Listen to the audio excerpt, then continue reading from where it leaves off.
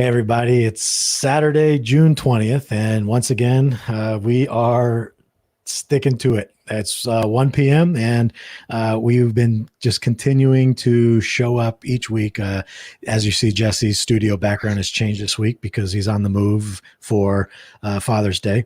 I went to go visit family. And so he's not here in town, but he still is committed to showing up. So I appreciate you, Jesse, for doing this. I'm super excited about today's show. As you see, we actually have far less guests. We only have one, and that was on purpose. I've been, for a while now, I've been talking to Jesse about trying to I want to get multiple perspectives on everything that's happening. And last week's show went really well. We got incredible feedback on it. From a couple of Black officers and their experience, and then also from a civilian oversight role and how she's seeing everything. But now I wanted to get the perspective of someone in a position of leadership. And I specifically wanted a female in police leadership because I have long stated that even before this crisis that we're currently in, I believe that one of the ways we can effectively move forward and really progress as a profession in law enforcement in this country is to have more women in leadership roles in policing. And so I'm super excited to have Chief Janine Roberts with us today. And I was just talking to her before we came on and saying, hey, Chief, just tell me a little bit about yourself, and I'll let her share what she wishes about her background and her experience. But she's got 35 years in law enforcement. And so this isn't someone that just has been doing this a little bit. 29 of those years she spent in Portland, Maine, retired as a lieutenant, and then took a little break, did some sailing, and then a chief of police job opened. She was offered it. She said, no, thank you. And now she's the chief of police there. And so congratulations. How bizarre that happens. And so I'm excited to hear that story. Chief, thank you so much for being here. I really appreciate you taking the time on a Saturday to join us. Thank you, Joe and Jesse. Thanks for reaching out. I talk a lot about connections and the fact that you're in Texas and it's an officer in Massachusetts that we're actually a sergeant, I believe, that reaches out to me because you're looking for a female police chief. So I'm currently a chief in Westbrook, Maine, which is right adjacent to Portland. Interstate 95, the Maine Turnpike, separates the two cities. You're right. I have 35 years in law enforcement. I started at the ripe old age of 21 and served the citizens of Portland for 29 years. Took the summer off and fell into the Westbrook job. I currently lead 43 officers and another 16 professional support staff. Our city population is about 19,000. It's growing quite quickly. And basically what we're faced with in the city is typically to any community around societal challenges, mental health, certainly the pandemic impact, domestic violence, drugs, traffic. I love that, Chief. And we're going to dive into some of that. But as you say, your population is growing quickly. She just shared before we went live that the population of the state of Maine is about 1.3 million, right, Chief? Yes. And I was saying, like, man, in Bear County, I think the population of the county is just under 2 million. I want to move to a state that has a less population than the county I'm in, because I could just use a little quiet time. But anyway, so it might grow even quicker if I find myself up there. I'm sure Maine is beautiful. Jesse, what's going on with you, man? How you doing? Great, man. Just here in right now I'm broadcasting with you live from Crystal City, Texas. My brother's office is nice enough to have me here, and it's interesting, right? You say the scenery's kind of changed, but it's really not, because he's got like a cool PRS guitar and a Taylor and an amp, and I just want to break off and go play in a second, but I'll probably get to. But the real reason here is I kind of almost forgot it was Father's Day, but it's actually Mom's birthday and Adrian's birthday. So I want to wish them happy birthday. We're throwing them a party this weekend. That's tonight. So I'm great, and I'm thankful, and I appreciate the chief being on. And we'll get into it, but I have said for a few years now that I think the toughest job in America is that of the police administrator. I really do feel that way. Yeah, and so let's jump into it. All right. The first kind of place we wanted to start, Chief, if you could, and we don't have to address anything. I think it's been addressed. I mean, we can talk about one-off cases all day long. I'm not sure that that serves the purpose we're trying to go for here. We're looking at how do we move forward, because it's obvious that the incidents that have happened. So not addressing those in opinions, because one of the things, just real quick, that Jesse has mentioned since specific the George Floyd incident was we saw immediate universal, like, what in the hell from law enforcement of opposing, like, that is not okay. Nobody said what they usually say, which is like, well, let's wait and see and hear the other side. Let's wait for the video to come out, or what was he doing before that? It doesn't matter. Universally, in our opinion, we saw law enforcement oppose what happened. But aside from that, in your own words, what do you think is happening right now in America between community and law enforcement, community and policing? Like, how would you summarize what it is that's taken place?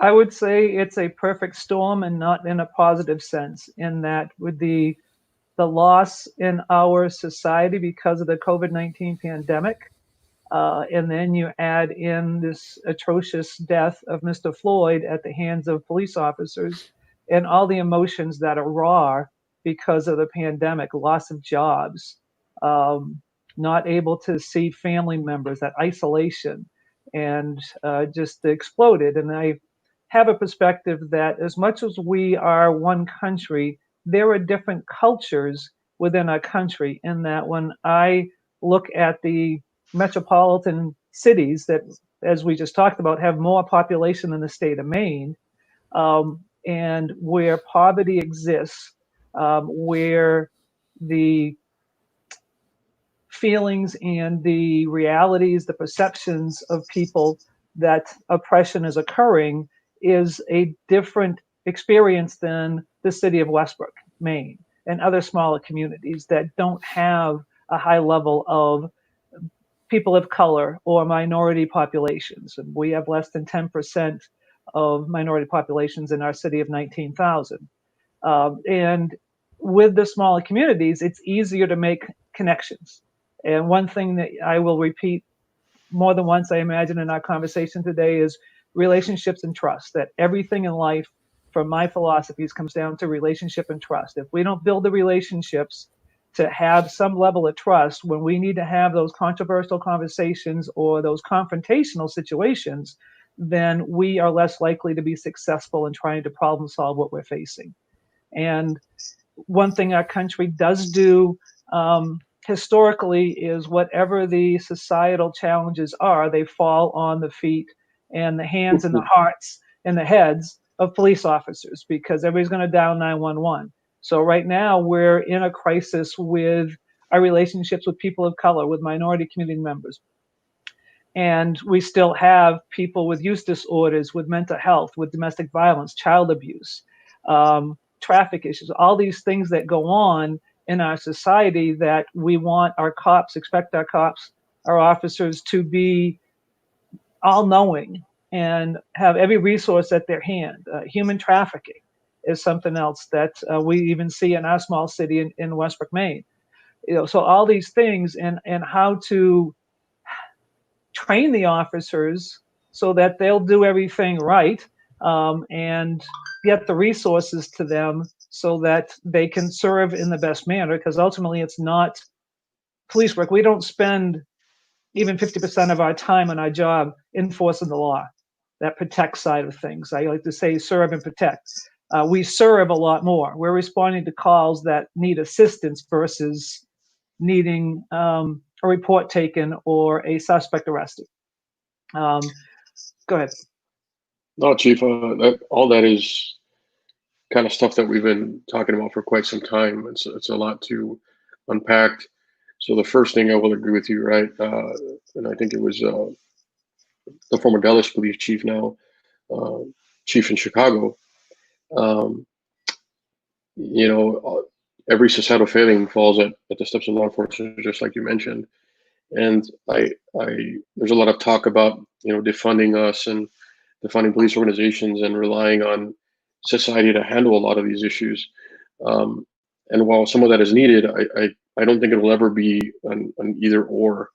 I think that they'll always need us, for a myriad of reasons, and we can get into that.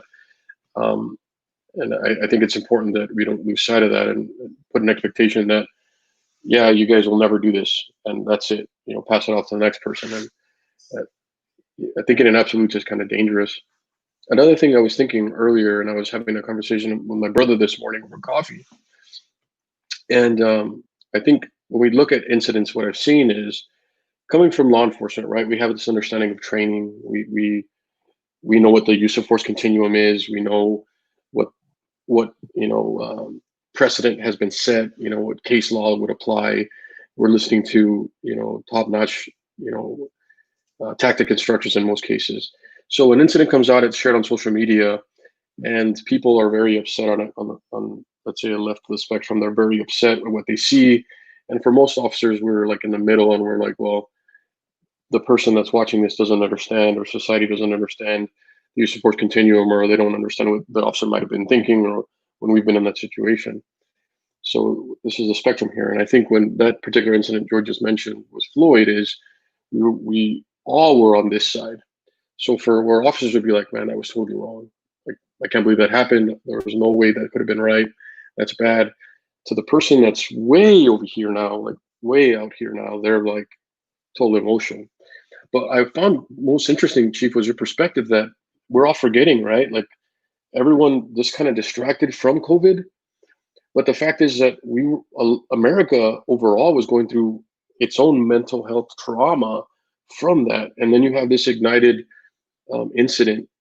So that's a really neat perspective I hadn't heard, Chief. I think that's pretty unique, and I like it a lot. I think that you may be onto something there. Yeah, Chief, if I could, let me jump in, Jesse. I think, as you were talking too, and you talk about, the relationships and trust, and I like to educate myself as much as I can about as many things as I can, especially if I'm feeling something about it. I know that nothing is a one, or nothing is universal across the board. So can you talk a little bit about, maybe even specific to your agency, but like just morale within your department and your officers, and like how they're feeling with this going on? Because I know big cities, very diverse cities, especially cities heavily reliant on people of color who are out in masses and marching and protesting. I know that's one end of the spectrum, like Jesse was talking about, where officers are like front lines dealing with this. But then you say, okay, well, we have a smaller community in Maine. Are they not seeing it or dealing with it at all? Or is it, no, they're still being affected because of, everyone's just throwing broad strokes at everything right now? They're being affected. Variety of layers. First off, locally to Greater Westbrook, mentions Portland being next door. There were, the 1st of June, there were a series of protests and rallies that were organized in the city of Portland. And for the first 2 nights, the first and the second, the first was very violent, became violent. Portland PD was asking for mutual aid. We ended up sending in 10 officers that are trained in field force operations. Basically, ultimately, there were somewhere around 150 to 200 officers, including the Maine State Police and all the other local communities in southern Maine, that were there as a presence, basically not in the public view, but in the parking garage, in the building, should things become more violent. The first night, they made 23 arrests. Second night, I think they made 1. And then the other remaining nights and other protests so far have not been violent. We've also seen things sprout up around in other smaller communities, most of them that have colleges, or some of the high schools and students want to have put together some peaceful protests and rallies. I think the social media and the news is a huge piece, especially for our younger officers, and what they're getting there and what they're seeing across the country in relation to officers being injured or being attacked, being poisoned, being killed. And what are the municipalities, what's the department leadership, what's the municipalities doing? And on a monthly basis, I meet with my leadership team, which is my 7 sergeants, 1 lieutenant, and 2 captains, and I. We just met this past Wednesday and talking about morale. Some of their feedback is the officers wondering if I'm going to have their back if they have to use force. And the fact that I haven't come out and publicly specifically said something to them about this, it just dumbfounded me that you would even question that, given what I see of myself and how I've done my job and how I lead and how I communicate. But I also, when I process my own emotions of that first saying, are you serious? I can see it from their view of, we're in a bad storm here. And in our minds, we're, at least a few of them, not everybody, that we're not hearing from you. And we don't know if the city would cover your back, it would cover our back. So along with those leadership team meetings, I regularly regurgitate the important pieces that come out of those meetings into an email for the whole department so that the sergeants can follow up and have conversations with their officers.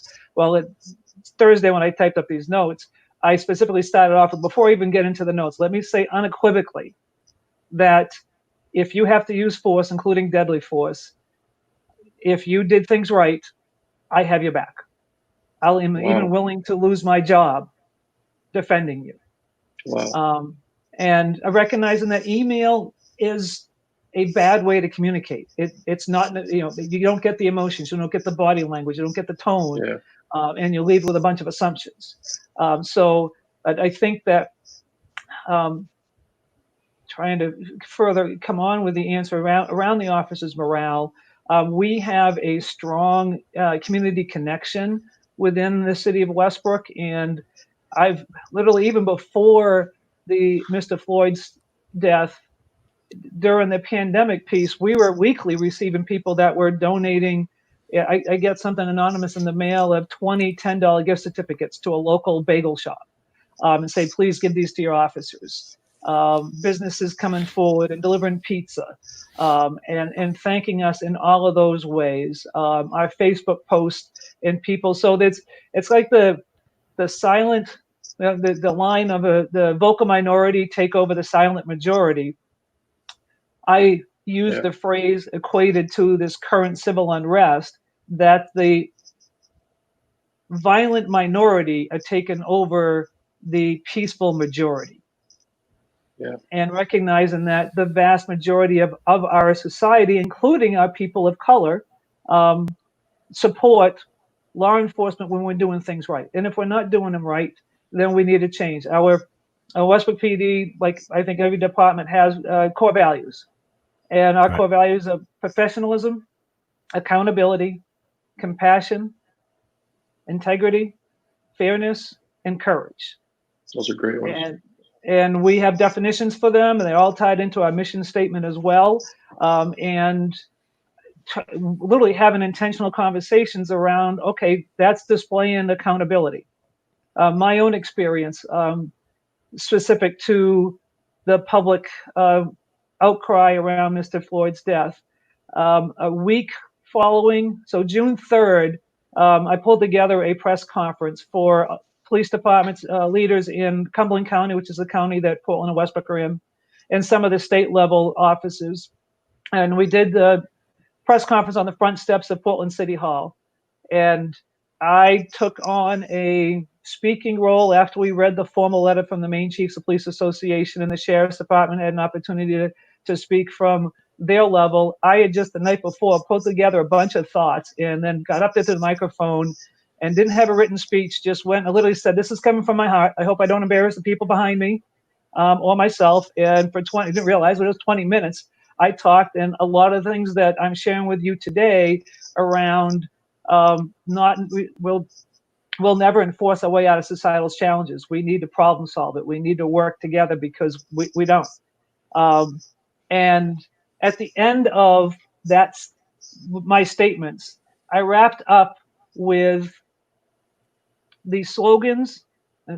Realize that this is something national, and it might come back to bite me. I'm going to own it because this is the accountability. We're not that big yet. I made this statement that the slogans and the chants that have become popular in the last several years, like Black Lives Matter, Blue Lives Matter, All Lives Matter, I say every life matters. That's how I ended my speech. I got back to my office. I'm inundated with emails. most of them thanking me for the words that I said, and several of them slamming me for not recognizing Black Lives Matter and the impact behind that. So I quickly got educated, and that same day I was back in Portland at the same city hall for a 2-hour peaceful rally that was organized by a young man and a young woman.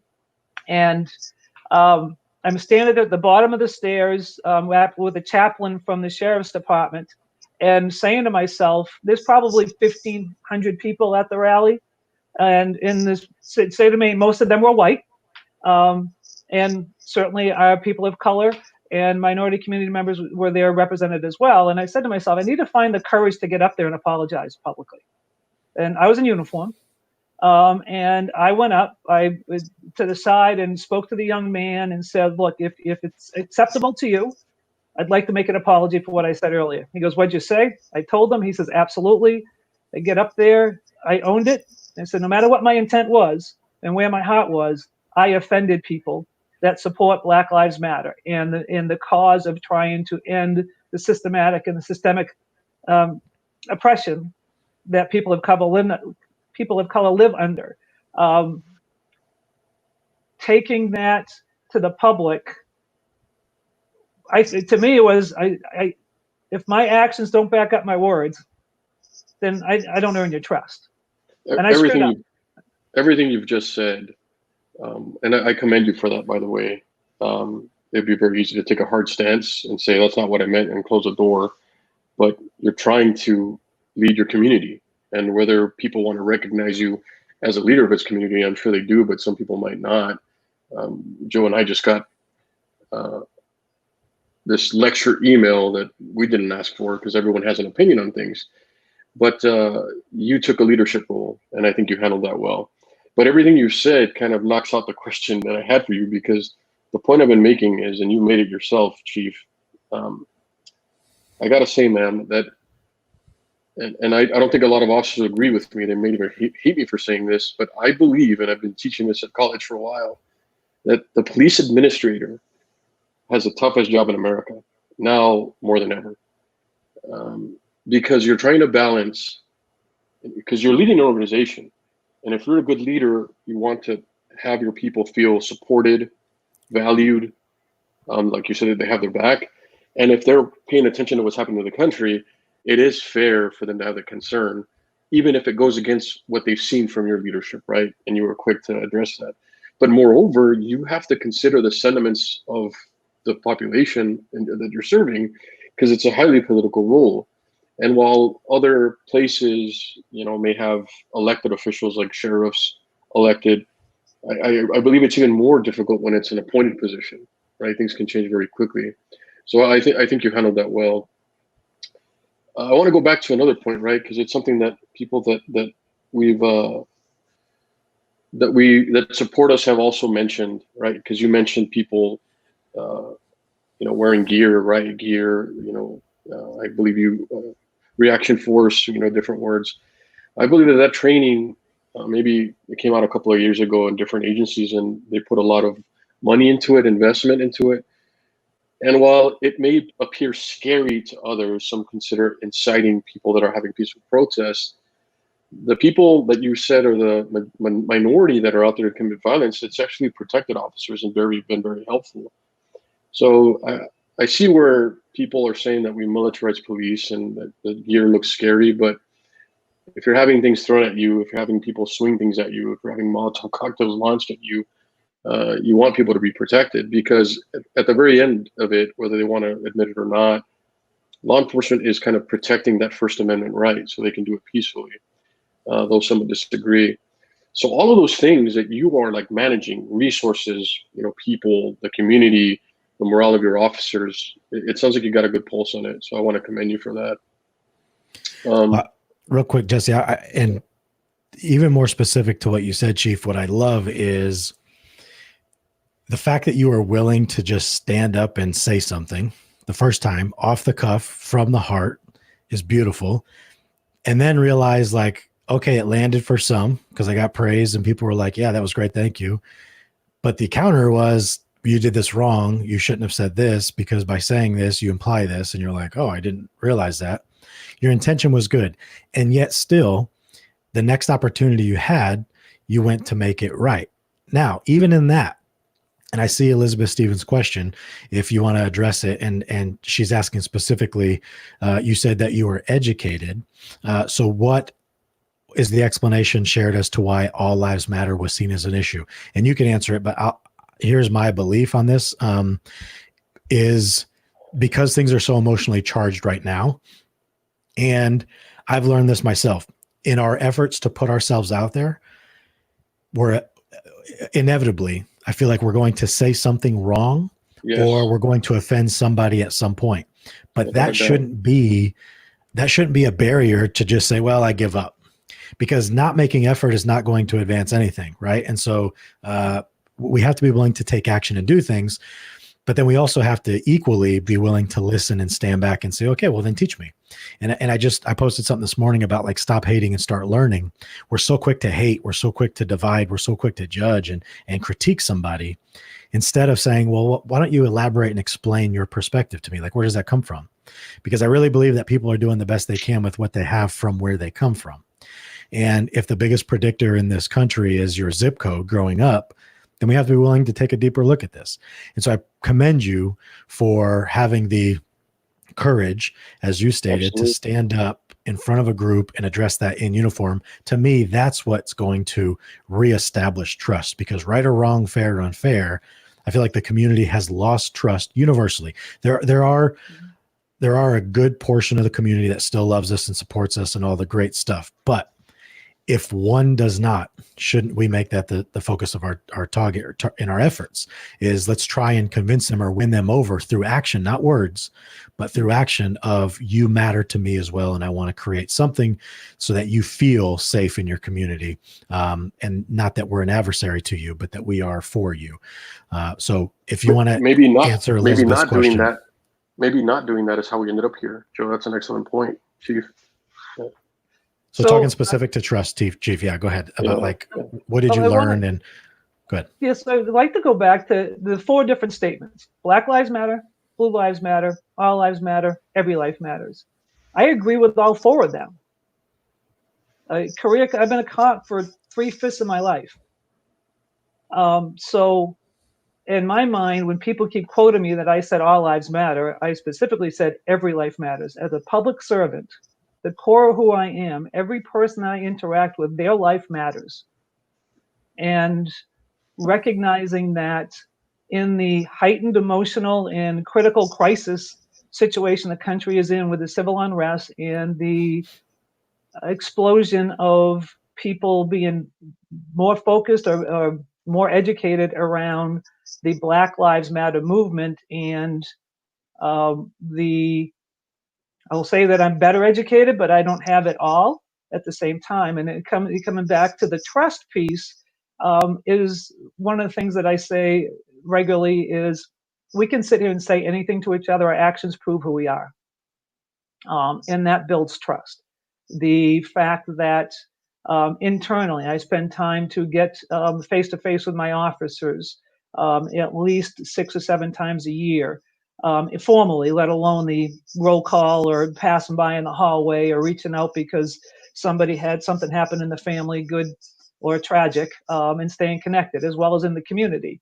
And I see that there's actually 3 layers and sometimes 4 layers of my role as a leader and as a chief of police. First is certainly the internal piece of my staff and being an advocate and a resource for them, hiring them, training them, supporting them, equipping them, bringing them into the community engagement that I do because it's a natural piece of who I am.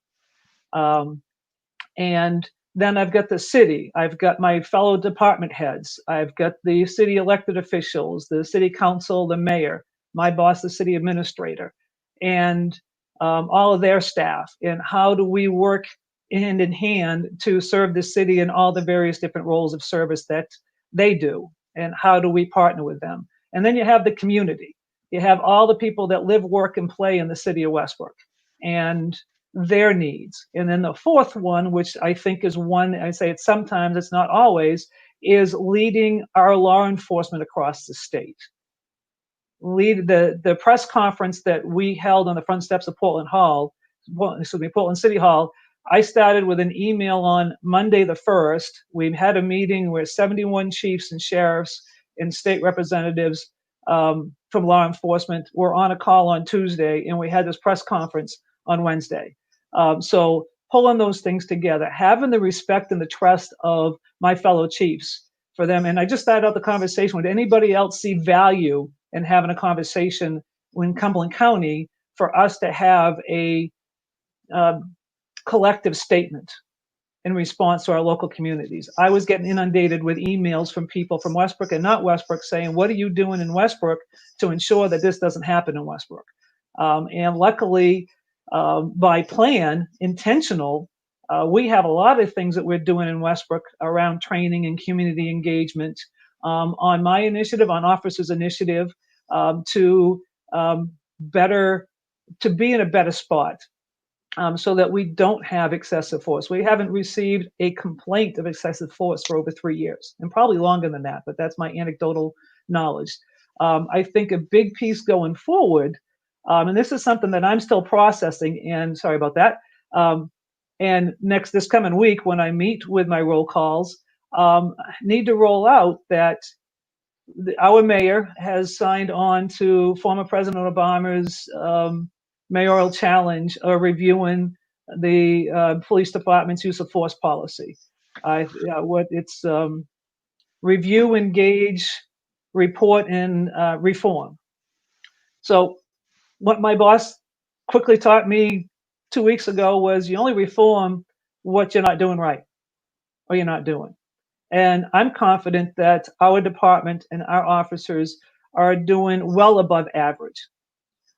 And how they interact with people. What we don't do as an organization well is pull statistics together and data together. And as much as there's all kinds of things you can do with statistics, to me, it's what's the stories behind the statistics. And we need to produce that first. We need to create it so that we understand it. And we need to look and bring that out to the community. What I am seeing now is my approach of there's a problem. There's people in the community of people of color that I have strong relationships with because of my work in Portland PD and here in Westbrook. And I want to lean in. I want my cops to lean in with me because I can be as enlightened as I'll get out. But if it's not the frontline officer on the street, we're not going anywhere positive.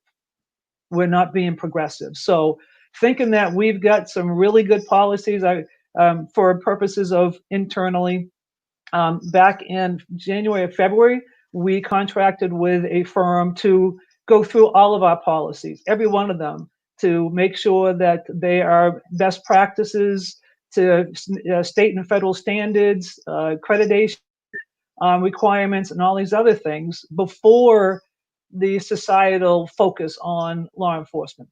So letting the community in and figuring out how to do that. And then for me, personally, my own emotions, processing those emotions, and helping my officers. I've got officers from 22 to 55, from all walks of life, from all different perspectives, and navigating their own emotions, their own perspectives, and helping them get to closer to where I am in some ways. But the biggest piece is when we're wrong, it doesn't feel good. And if we find out that we've been wrong, not intentionally, but if we're doing something unconsciously or unintentional, and it's creating part of our systemic problem across this country, and it's happening in our little city, then as a public servant, I want to find out what that is. I want to figure out how we stop doing it and move forward so that the people that are impacted most negatively feel safer and have a voice and have a better existence in our community. Thanks, Chief. And speaking of moving forward, as you finish that with specific to, and there's a question that came in about your opinion on unions and how they interact or if they are a barrier or not. But I'm curious about You mentioned earlier too about the serving and protect. We do more serving in essence than protecting. But looking at training and a way forward and reform, do you think that, or what is your opinion on what we can do across the country when it comes to this profession? What can we shift internally that's not going to cost an exorbitant amount of money, that's not going to have a whole bunch of bureaucracy and red tape and all this, but like, what can we do to start moving the needle? Assuming trust has been broken, assuming that relationships have been tarnished, what do you think that we can do? And I'm going to load this question a little further. One of my opinions is that we need to take a hard look at training in law enforcement and how we're training our cops from, I want to do this job, to now I'm a police cadet or an applicant, to then I become a police officer, and what happens in that time frame.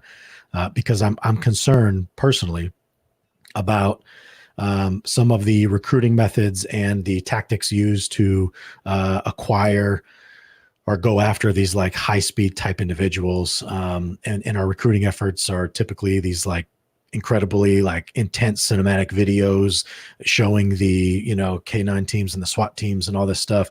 And then we come in and we realize like, wait a minute, I'm actually just a community servant responding to people in need, oftentimes that just want to talk to me about something. And so it sends this kind of mixed message. And how do we address that? So any thoughts on any of that? A couple of them. So as far as training is concerned, it's an ever-present. We could train 80 hours a week and not have enough, and still not have enough time to get everything in front of our officers. With the shift in our society because of the pandemic protocols and what we're doing right now, using online communication, doing some online trainings. There's definitely a lot of professional companies that are coming out, and it's the soft skills, it's the people skills, it's listening, it's being able to the emotional intelligence. The ability to process our own emotions, or at least control them, so that we can get to the intellectual part of our brain and deal with the situation that we have at hand. Even with the online training, okay, how do you measure that that's impacting them? Like we here in the state of Maine, we had implicit bias training lined up for officers across 2 counties in Maine, York and Cumberland, the first 2 over the New Hampshire border. And unfortunately, that training was postponed because of the pandemic hit. And we're supposed to do it on June 2nd. And so anyway, we're looking to do that in the fall. It's one training. It's a 3.5-hour training. We need to have more conversations. We need to be intentional around what is it, not just for the police department, community leaders as well, but focusing, sorry, I keep hitting my laptop, focusing on officer safety has to come first. I mean, if we're not safe, then we can't be doing the job. And unfortunately, we lose an average 160 officers a year to in the line of duty deaths, and usually about half of them violently by somebody else's hands. So there's a real threat there. There's a real threat to our community around the homicides, the murders, the assaults, the robberies, all those victimized things. So it's finding a balance for your local community and having staff that will invest the time. And ultimately, it does cost. I mean, officers are not going to come in for a community meeting or a community event on their own time. They need to be compensated. And we try to work with people on duty. In our small city, we have more. Typically, our minimum staffing is 3 to 4 officers, depending on the time of day. And they're busy handling calls.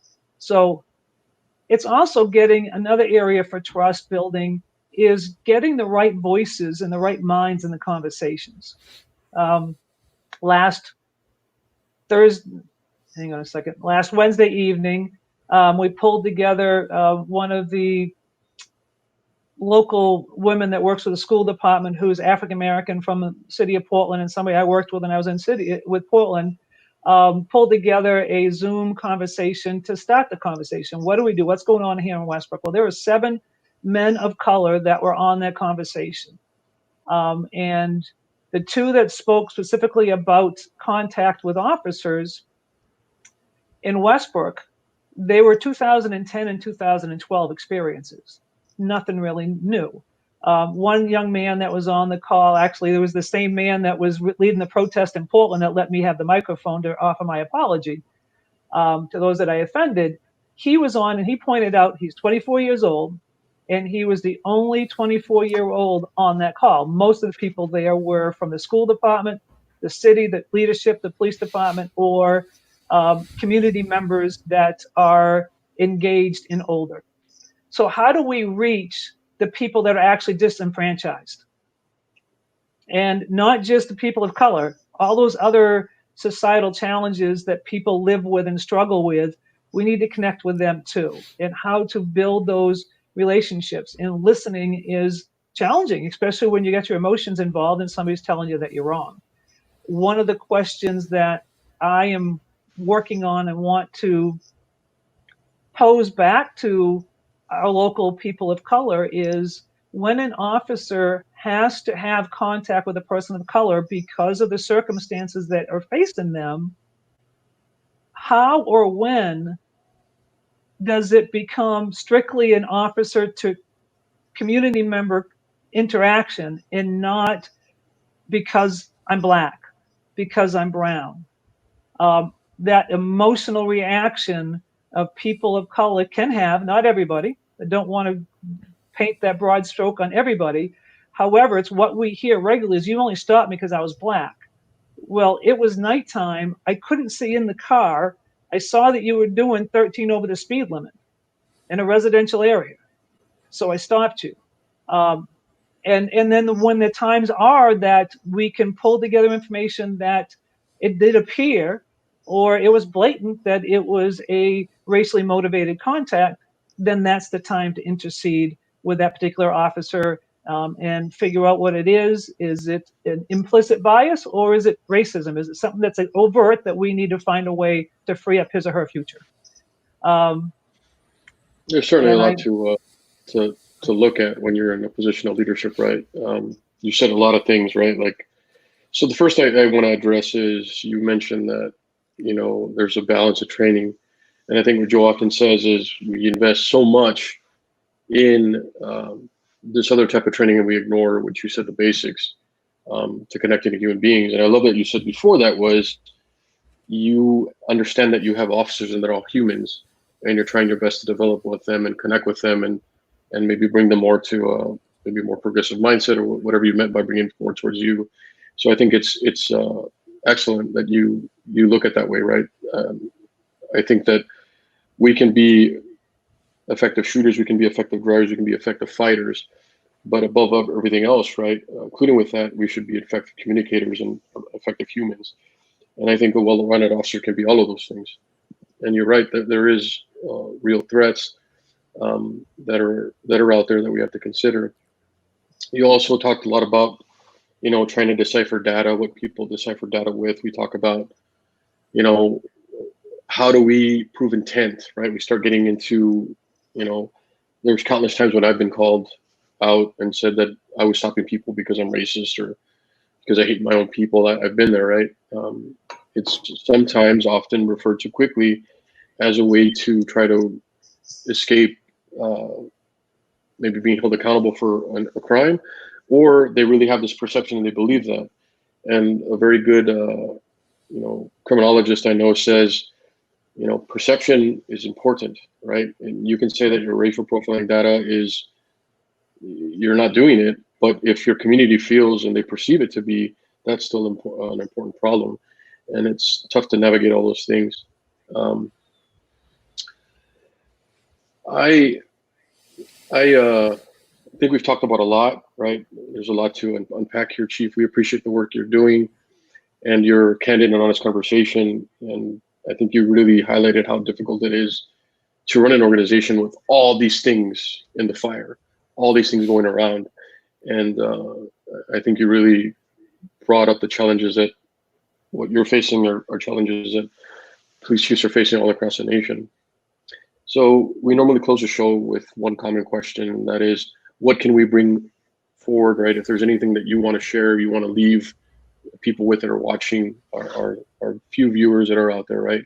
any knowledge you want to partake with, or wisdom, anything. I would actually want to go back to something that Joe said, and that is invest some time and energy into learning about others, and check your own stuff, especially as public leaders and public servants. Be open-minded. One of the viewers' comments about humility and open-mindedness, those are key, integral to making change, to be able to absorb and hear and process, and then work at solving the problem that we're faced, or the problems that we're faced. And feeling like you're one person and you can't make a difference, I would challenge you to say you are one person and you can make a big difference. And you just listening, sometimes it's just listening. And don't give up. In order for this to truly happen, to truly change, it needs to be sustained. And the conversations need to continue, and the work needs to continue. Thank you. Thank you, Chief. What do you got, Jesse? Throw some wisdom on me, man. I'm left with a lot. It's been an interesting day. I hate to say it, we try so hard to do good, and no matter what we do, we upset people, no matter where it is, right? And people's emotions are so raw and so strong right now. They're actually being barriers to advancement, to getting to center. And it makes me wonder if people truly want to make things better, or they just want to be angry. They have a right to be angry, and they should be. Their experiences make them feel this way. They're entitled to feel that way. But I'm reminded that being angry and pointing fingers without any type of solution offered never leads to anything good, unfortunately. I want to say that I'm going to be steadfast in what I can do to make this world a better place, in any aspect of my profession. And I'm going to take this moment to be mindful, right? Because these live streams we do are all about mindset. And I'm going to be grateful for the simple things in life. My family, the birthdays we're celebrating. Tomorrow's Father's Day. Joe, happy Father's Day to you. We're fathers, and we're going to take this moment. And we're going to keep pushing forward. I want our viewers to know that despite what people may say or think, we're going to keep trying to have honest and open conversation, because that's the only way we come into center. And I think it's commendable how someone like a police chief can say, hey, I was wrong. I'm sorry. I'm going to learn and grow. And I think that should be happening on both sides. So I'm grateful for you guys watching, for taking this time. Joe, what you got, brother? Yeah, no, it leads me to, you guys both teed me up accidentally, which I appreciate. A lot of what the chief was saying was, I was like, even though I had her in full screen for everyone to focus their attention on, I was sitting here like, yes, yes, yes, because that's a big part of what we do, right? And, Jesse and I are all about giving as much as we can away. We've been doing this every week since COVID started, and we had to pivot in our own practice and what we're doing. And so, when she's talking about what we know, a big part of the change that's needed, and a lot of it absolutely comes down to the individual level. And I was talking to Jesse offline before we went live today, and I was doing another interview with a group out of California, and I was taken aback a little bit by this question I was asked. And the interviewer said, is it fair that all of the responsibility, at least the perception, falls onto the shoulders of law enforcement? Shouldn't the marginalized communities or the Black communities take some responsibility for this too? And immediately I was like, whoa, like, here's my honest thought that came up for me when I heard that question was like, who am I to have an answer to this? Like, that's not my answer to have. But then I remembered a piece of advice I was given in marriage therapy years ago. And he told me, he said, Joe, in a relationship, you are 100% responsible for your 50%. And I think that's something that we have to be willing to honestly look at and say, yes, this is my responsibility, regardless of what side you're on, regardless of what your belief is, regardless of any of it. But it's 100%, because remember, we're all responsible for our emotions. and our emotions are the language of the subconscious, and our thoughts are what actually drive our emotions. And so, like, where does your mind go? Oftentimes people think our emotions drive our thoughts, and it's just not true. It's the other way around. And so when we're looking at rebuilding or regaining trust, or even just building trust for the first time for some people that have never trusted the police, what I would say is be 100% responsible for your 50%. Like, what are you doing to help this move forward? Because smearing hate and all this rhetoric and propaganda and all this stuff is not going to work. We can't solve the problem at the surface of the problem, and we can't solve the problem based on emotion. We have to be willing to get into our cerebral mind, into our intelligence, and say, hey, you're a human being just like I am, made up of the same parts. Like, and it's okay that we look different. I can still see you, and I want to work with you, and I want to make things better. And so, to Chief's point, don't ever lose hope. If we stop, it's game over. So there is no stopping. We have to keep going. And that's my 2 cents for what it's worth. So happy Father's Day to you, Jesse, to all the fathers out there. Happy Father's Day. Chief, can't thank you enough again for taking time out of your Saturday. I know you're very busy right now. So just thank you for your leadership and what you've demonstrated today and what you're doing. It does give me hope because I've sadly seen it to where there's leaders on the other end in law enforcement that just, they're so far removed. And so it's sad. So I'm inspired by the fact that we have leaders like you that are still out there leading men and women in this profession. So thank you. Have a good weekend, everybody. Thank you very much, Joe and Jesse. Also want to recognize today is World Refugee Day. I can never say that together. World Refugee Day is today as well. So I want to welcome everybody here in our country who's a refugee for their day of recognition. And gentlemen, I thank you very much for giving me a voice here. And know that you've got my contact information. So if I can help further in any way, don't hesitate to reach out. I can't say yes if you don't ask. Amen, Chief. Thank you. Thank you, Love man. All right. Be safe. Take care.